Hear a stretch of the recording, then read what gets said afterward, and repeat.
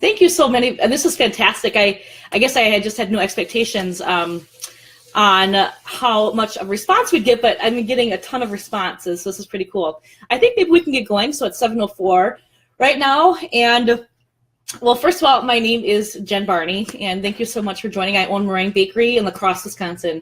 And my hope for this time together is just to share some knowledge about baking. So if anybody has any baking related questions or questions about my life, I'm here to talk. So I'm looking right now on the screen for any questions that might come through, and hopefully I don't miss anything. Somebody's saying, wow, you and your sisters look a lot alike, and we do. I have 2 biological sisters and 1 beautiful adopted sister, and the original 3, we all look a lot alike, and we get mixed up quite a bit. So Ian was a contestant on the show with me, and I see he has a question that says, what do you think was the biggest challenge during the show? Oh, I think I have to say, I had this attitude that if I didn't have any skills before I showed up on the show, I just didn't have it. So I think I was just humble enough to know that if somebody was better at something than me, I could just only do the best that I could do, or I could only use the skills that I had. So I think the biggest challenge that I had was really with myself and having enough confidence to know that I could do a good job. Oh, you know what? Now that I think of it, if I look back, and I've super overanalyzed everything that I've done on the show, like if 100 times I've thought it through in my mind, I think I overdid a lot of the plates, and I wish I would have toned her down or done one less thing and maybe focused on doing a cleaner plating, or I just think sometimes when you're in the moment, you just you rush and you don't think about the final picture until you got everything in front of you, and you've maybe got 2 minutes at the end and you're just throwing everything on a plate. And maybe I would have liked to have shown a little bit more reserve, and maybe that was my biggest challenge. So thank you, Ian. That was a great question.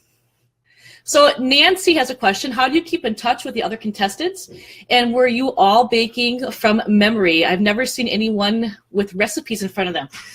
So Nancy, the first part of your question is yes, and maybe Ian can chime in here. I would hope that we can continue to be lifelong friends. After the show wrapped, we joined a texting, a texting group. And I would say for the most part, there's text messages that come in every day. People are sharing and updating us on what's going on in their life, or they're just being silly and joking back and forth. I never once felt any hard feelings or any sort of resentment to any of the contestants. We were all there. We were all like-minded people. We are all dessert people. We love to bake. And I genuinely feel like we were just there to support each other. And it was never... I cannot describe it other than saying there was so much love in this competition, and I genuinely respect and care for and do genuinely love all the contestants that I was on the show with. To answer the second part of that question, so I knew, I hit the video camera. I knew going into the show that before I left, I had about a 2-week window of time where I could practice recipes and try to remember as much as possible. And what you see on TV is really genuine to what happens. So when the timer starts, you just have to think on your feet and think really fast. And I just had to rely a lot on what I had in my memory bank and just knowing what formulas, like a lot of desserts have very similar formula structures. So as a baker, you just kind of memorize what those are. And you just roll with it. Once that time starts, man, there's no time to think. You just start baking. So Kylie, who I just met today, she has a question. She says, knowing that Christmas was just yesterday, what holiday desserts are a tradition for you and your family? And when will you come out with a cookbook? Oh, that's so funny. You know what? It's on my bucket list to write a cookbook in some sort of capacity. I'm certainly not there yet. I feel like I'm not ready yet. My life is, I've got too much, I have so much more to learn that I'm not quite ready to write a book yet. And maybe,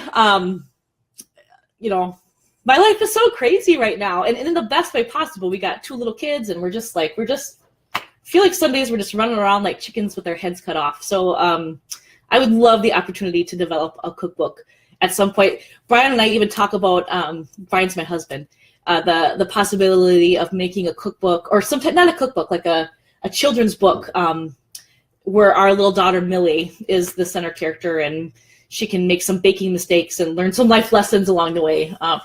But we just dream a lot, and we talk about the idea of that happening. So the first part of that question was, what holiday desserts are a tradition for you and our family? I think like many families, my mom, makes the best Christmas cookie, sugar cookie, but I'm sure everybody feels that way about their mom. And my mom, one of my favorite Christmas cookies is, it's those, they're so simple. I don't know why I love them so much, but they're those Reese that are cornflakes, and they're tinted green, and then they have the little Red Hots. I don't know. I don't understand why I love them so much, but those are the first ones that I grab every year. I think Janie has a question. How did you go from a correctional officer to a baker? Who would have thought, right? So I was a correctional officer for 3 years. I worked for the state of Wisconsin. I was in Milwaukee at a correctional place called Milwaukee Secure Detention Facility, and then I ended up transferring to Stanley Correctional Institution. And it was all, for the most part, a medium security male prisons, and I was a guard.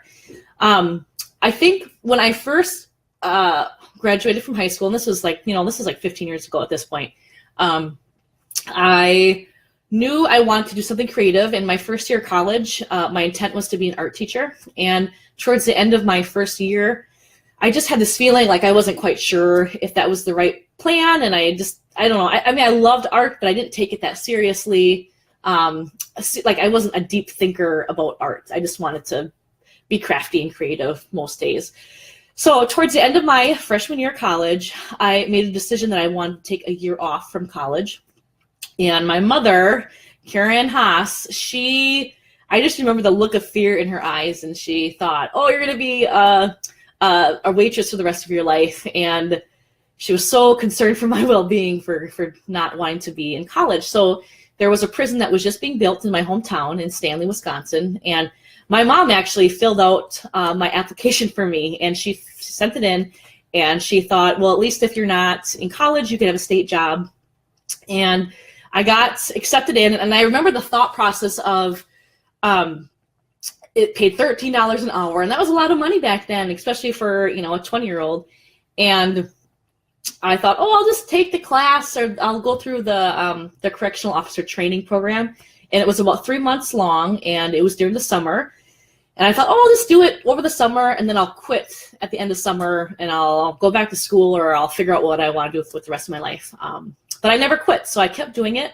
And, being a correctional officer is, God bless them, it's a good job for a lot of people, and it's a needed job, and it takes the right type of person. And, I think people who know me well would understand when I say that it probably wasn't the best career choice for me, especially being a young female in a male prison facility. And not even just being a young female, but just being like a naive young female with not a lot of exposure to the outside world. So I did it, and I did a good job while I was there, but it wasn't where my heart was. So I just saw this commercial one day, and it was so random. It was a commercial on TV, and they had these pastry chefs, and I remember it very distinctly. They had white hats on and their beautiful chef coats, and they were making these beautiful plates of desserts, and they had chocolate show pieces in the commercial as well. And I can't describe it other than I saw that commercial, and I had never known that you could combine food with art before, and it was just this instant aha moment where it was within 6 months I was in culinary school. It was just I knew and I think at that point I was probably 24 years old. And yeah, so I went to Le Cordon Bleu, and that's where my culinary career started. So Bob has a question, maybe too local, but will you be opening a bakery in La Crosse? We need a great bakery on the south side. Bob, I am located, I'm just by Goose Island, so I'm maybe 3 miles past the south side, way south side. And the Meringues, the natural progression is to open a bakery, a real brick and mortar bakery. Our bakery downstairs, it's a full functioning kitchen. So we have, we're certified from the health department. If you have the ability to ever see our bakery, it looks like a restaurant kitchen down there. It's pretty fantastic. And we operate like a regular bakery. We make desserts. I've got one full-time employee. But I do feel like maybe, within the next couple of years, that's a logical step, is to evolve out of our basement. But for now, it's a fully functioning space, and we can make we make a ton of wedding cakes out of there, and that's my primary business. And we'll just see what the future holds. It's been 1 week since the show has wrapped, and I'm open to lots of ideas. But I also kind of have this feeling in my heart that I have a very young family, and if when we decide to move out of our basement bakery, it needs to feel right for the whole family unit. And it's kind of scary to me to think about moving to that next step, because I know it's going to be a huge time commitment, and I already work really hard. I mean, I'm always working, and at least now I can work. I can be on the computer upstairs hanging out with my kids, answering emails, where I think if we were to evolve into a downtown space, my time will be taken away from my kids a lot more, and we'll just see what happens. I just feel like there's so much potential here, and part of the beauty of it is just the unknown of what can happen with myself and with my business, especially from all the exposure that we've had recently. That was a good question. Thank you, Bob. So Marsha Von Arks just joined, and she said that, hey, we met at the Cameron Park Farmers Market. And for those of you who don't know, so I've been on my own with Meringue Bakery for about 3 years now. And I mean, we just started we didn't have a space. I was working out of Poke Reber's restaurant in La Crosse, Wisconsin. The owner, Josh, he let me rent space out of his kitchen in the downstairs level of his restaurant. But I had to work third shift in order to do it. But it was a way for me to get my foot in the door. And while we were doing that, we were doing the Cameron Park Farmers Markets on Friday nights. And it was a great way for me to meet new people. A lot of the clients that I networked with, and that was 3 years ago, they're still some of my best clients today. And it's a great farmers market. If anybody in the La Crosse area is ever free on a Friday night, it's just one of those farmers markets where you just feel good when you're there, and I totally recommend anybody to go there, especially if you have a young family. Oh, there's my dog Honeybee. So somebody, gosh darn dog. Honeybee is our puggle. She's mostly pug, with a little bit of beagle, and she barks at everything. So she's always keeps us on our toes. She might make an appearance. She's right underneath me right now.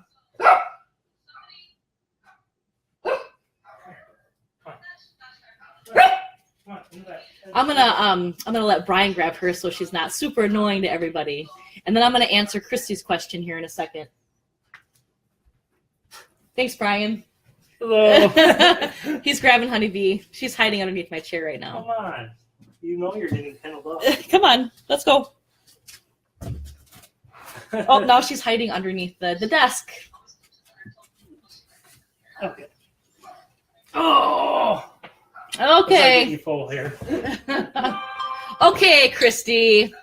So Christy says, I was told that Food Network does a really good job of preparing contestants to compete, like giving them a general idea of what type of recipes you should make sure to practice and have in your arsenal. Does that sound accurate to your experience? Christy, so I obviously knew that it was a holiday baking championship. I mean, that was pretty obvious. And I was fortunate enough, the week before I left, I cleared my schedule, and we had family members take a lot of my kids. And I just spent the whole time just practicing, and we just looked over recipes. And I even had, you know how when you see those movies, or those mystery movies where the detective has their wall, where they have like the string that attaches, and they have all these different ideas and all these suspects that are linked together. My bakery wall literally looked like that, because I was trying to envision like my experiences of Christmas, and the logistical recipes and the recipes that I knew I could memorize or that I wanted to hit on, and I had it all linked. And I mean, it's no understatement. Like my wall of my bakery looked like I was a detective on a murder mystery movie. But for the most part, what you see on the Food Network is what you get, and it is a timed competition show.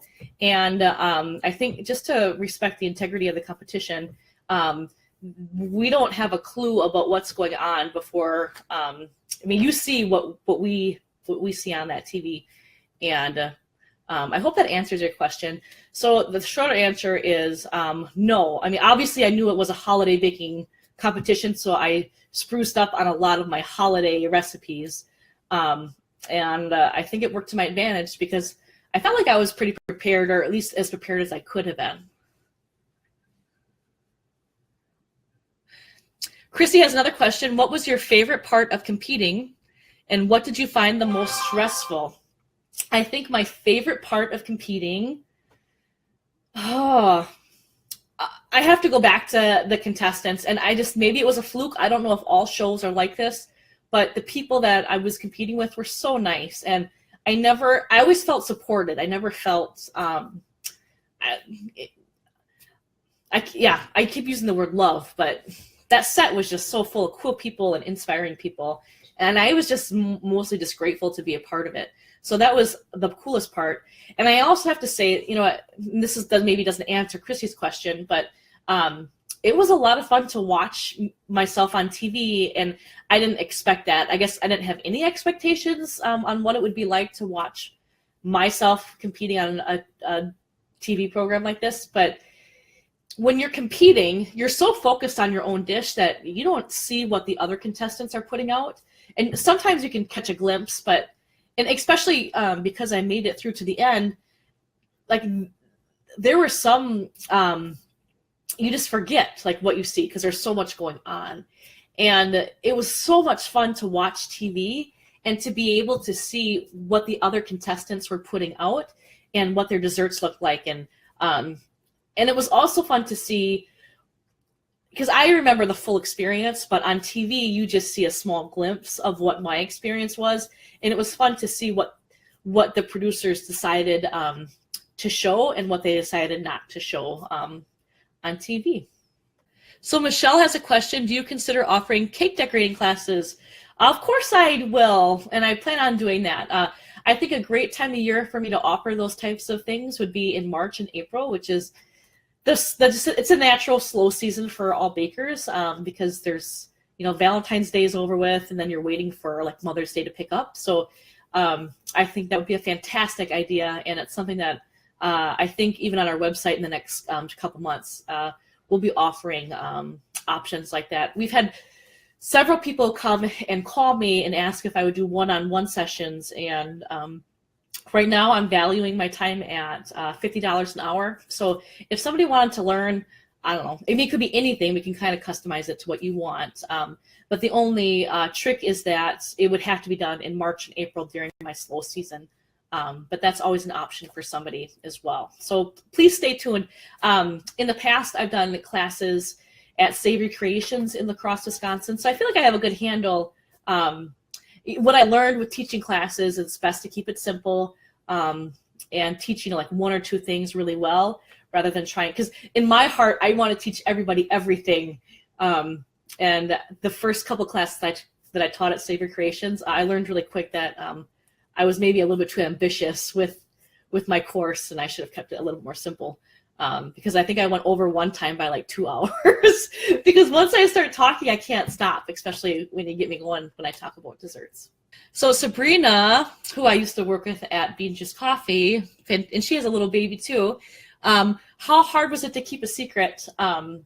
It was hard. And it was, I think, more hard at first because, I mean, what a cool thing. And especially, it was really, in some ways, it was a lonely experience when I was competing, because you go home at the end of the day and, if I did well or if I didn't do well, I had nobody that I could talk to about it. And that was kind of sad.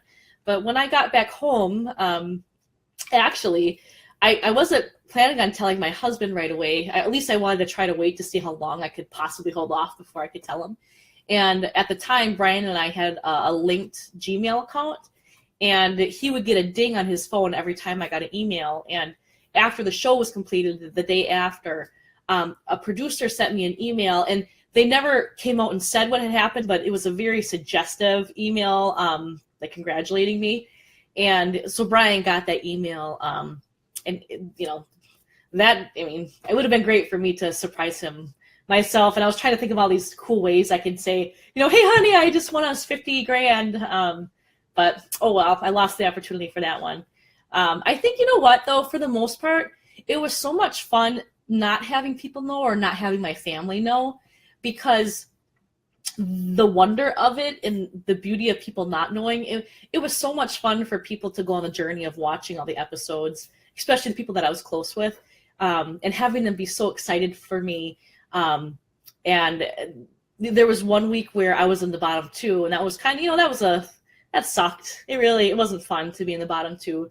But for the people who didn't know the outcome, I got so many messages the day after, or even that night, just saying, gosh, I was crying. It was horrible. And it was fun that they didn't know the outcome, because it made that experience so much better for them. Who was the hardest? So Lisa has a question. Who was the hardest person to keep your winning from? My parents. I mean, I think it's just, I don't know why I want to make my parents happy and proud, but definitely something and to that. And my dad, you guys have to know, my dad, Ron Haas, for those of you who live in my hometown, maybe you could understand if you saw my father, but he just was glowing from the excitement. And so before, the Food Network likes to be the first person to announce that you were on a show like this. So I had to keep quiet about even being on the show until October. But before October, my father, who just couldn't contain his excitement, and he knew that I was on the show, he was like telling my whole town where I came from. Like, hey, my daughter's going to be on this show. And, I'm just like, Dad, reel it in. You can't be telling people, and he didn't know anything above and beyond that I was on the show. But my dad was pretty cool. And I was with him that night with the finale. And that was such a cool experience to be there with both my parents. It was an experience that even my whole family, all my brothers and sisters have said that it's something that we have and we will remember forever, because it was such a fun night. So Al Clark wants to know, where can he get a fruitcake of mine? I didn't put it on my menu this year. Certainly it should be something that's on my holiday menu next year. So Al, please keep tuned. When next fall comes around, I promise I will put a blonde fruitcake on my meringue menu. Jacqueline, oh, what a wonderful woman. Jacqueline has a question. What was your biggest baking disaster, and what did you learn from it? So I could take this one of two ways, because a disaster on the show or a disaster in my life, because I think for my baking friends, I have lots of disasters, and they can attest to the fact that I'm definitely a trial by error baker. But I think one of the worst cake disaster that I've ever had, and this had to have happened, sometime in like 2009 or something. I don't remember the exact day or year. But it was when those topsy-turvy cakes, and you know what I'm talking about? They're those cakes that are like, like that. They were really popular, and it was a really hot June or July day.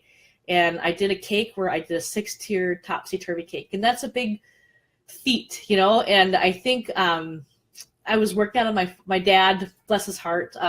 My parents own a restaurant in Stanley, Wisconsin. And my family was letting me use their restaurant on third shift to bake out of, just to get my foot in the door.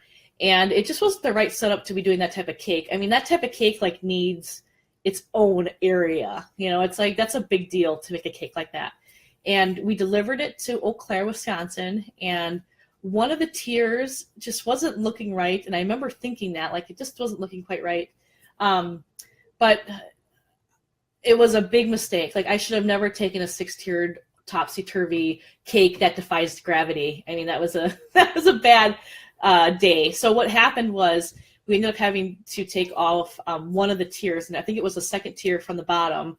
And I guess the cake survived all night without that tier. But that was definitely the worst thing that I've ever done to a client. And I still get sick to my stomach about it to this day. So the lesson I learned was to know my limitations as a baker and to be smart about transport. I mean, in those days, I didn't have any refrigeration units when I was transporting, and that was an hour transport between my hometown and Eau Claire, Wisconsin. And like nowadays, I have built-in like refrigerator units within each box so when I'm delivering a cake long distance, it can stay 100% chilled. But you know what? You live and you learn. And you know, I've been baking now for about 10 years professionally, and I still have a lot to learn. But I feel like you know, as far as, especially because I'm in the wedding industry, I think the brides that I have now, especially in the last 7 years, after now that I've gotten through all like the hard years of the school of hard knocks and baking and what you learn on how to do wedding cakes, and there's a lot to doing weddings. It's not just a simple thing. There's the elements of nature that you have to keep in consideration, and with transporting, it can be, there's a lot of things that go wrong, and you learn how to adjust to them. Yeah, thank you, Jacqueline. That was a great question. So I'm looking for another question. It's 7:34. I'll probably answer maybe a couple more questions, and then we'll wrap it up. Before I answer any questions, I just want to say, like, let's do this every Tuesday. I mean, I'll see what happens. Maybe we can do a specific time where we're talking about something like gluten-free baking. I know I've gotten a lot of questions recently about how to do gluten-free baking, especially because that's such a popular request nowadays. And I have a lot of knowledge about how to do that. So maybe next week we can focus on something like that, or we'll just see what questions come in. But let's see. So for the final 2 questions of the night, this is so cool. So, I think I have a lot of questions, and then I scroll, and then there's a whole other page of questions. This is just above and beyond what I ever thought or expected for this time with you guys. Janet Booth says, have you ever been offered a baking show of your own on the Food Network? That would be so great, right? We'll take it one baby step at a time. If I was ever offered another opportunity, of course I would take it. I'm just so grateful. I mean, think about it. What the Food Network has given me in this past year is this a beautiful gift. It's like, it's a seed for my business. The exposure is something that, I mean, I can't even, if you look at what has happened on my social media, even in the past several months, my Facebook likes have tripled. On Instagram, they've doubled. I'm just mostly just so grateful and just in awe of what this experience has done for me already. And, who knows, time will tell. I just am so happy just to talk about baking. I mean, you guys, I could talk about baking for hours and hours and hours, and I would never get sick of it. I don't know why I love it so much. I just do. So I would love to share my knowledge in any capacity, whether it be on a Food Network show or even just on a YouTube station where we've got 10 subscribers, and I would still do it because I love it so much. Okay, for the last question of the night. Eric says, do you have weird dreams about baking? And the answer is almost every night. I think any baker would tell you that. I have nightmares all the time about not being able to deliver a cake in time. That's a common occurrence. Like, I'm just like trying so hard and I can't get to a wedding in time, and and I always wake up with like sweats. Or I have dreams about so when you make a cake, you put parchment down, like if you're making like a 6-inch round or 8-inch round, and you put parchment down, and I have dreams about leaving that parchment paper in the cake as I build it, so that when somebody would slice into a cake, they would hit the paper. I have that dream all the time. I guess it's just in me to fear all the mistakes that I can make. Okay, maybe one more question, and then we'll just, I know I said 2, but we can go for 3. Chrissy says, yes, let's talk about gluten-free baking in the future. And maybe we can do that next Tuesday. We'll just talk about different techniques and what I've learned about how to be a successful gluten-free baker. So Jean Krause says, what is your favorite dessert? So for my last question of the night, my favorite dessert, I have dessert ADD, and I'm always looking for the next best thing. So my favorite dessert is, I get obsessive about things. So it's the dessert that I see in a magazine that I know I really want to try and that I want to make. And then I'll make it. And then if I'm not happy with it, I'll tweak it. If it's a recipe that's close, but it just needs something else, I'll get obsessive about it and I'll make it and I'll take good notes. And then I develop that recipe and then I get sick of it and then I want to move on. So I guess to answer that question, it's the recipe I haven't quite gotten to yet, or the next best thing. I think one of the reasons why I love my business and how I've structured it, so our menu is not at all like any other bakery's menu. Our primary business is making wedding cakes, and that's where my main focus is, but we genuinely want everybody to be able to try our product. So if you ever go to our website, you'll see that we have this menu drop-down list, and for any order that's less than $200, we have kind of like this structured menu, and it doesn't have a ton of choices, but what's on it is really good stuff, and it's always seasonal. So we switch out that menu seasonally, and for example, right now we have a lemon cake, and I just ordered in some Meyer lemons, so that will switch over to a Meyer lemon cake once those lemons come in. And we have a chocolate mousse cake, a red velvet cake. So these are all cakes that revolve around Valentine's Day and January and February type flavors. And I just, maybe that's part of just why, I have this, right? I always want to try something new, and I want to give people things that are the best in every season. And I always even get excited for the next season.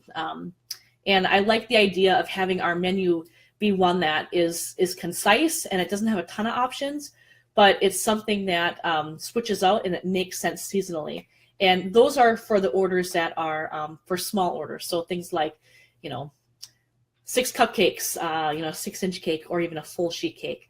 But anytime anybody orders anything for us, like a wedding cake, we do everything custom, and the sky's the limit for the type of flavors. And I love even dreaming about flavors with brides. That's part of the beauty of what I do. So I guess that was a long answer to probably a simple question. But I love the dream about the dessert, and I love the process of learning about a new way to make desserts. So yeah. Well, there you have it. This was my first Facebook live video. Oh, Millie wants to say hi. This is my little Millie. She's a dirty little baby. She needs a bath and she needs to go to bed. Hi, little Millie. You're on Facebook. Thank you all so much. I know I've said this so many times for those of you who have been listening this whole time, but I had no expectations for how this was going to go. And this has surpassed anything that I had ever thought. And thank you so much for all the kind words and all these great questions. And yeah, next week, let's talk about gluten-free stuff, and we'll just keep rolling with these fun questions. Thank you so much, everybody. Hey, Happy New Year.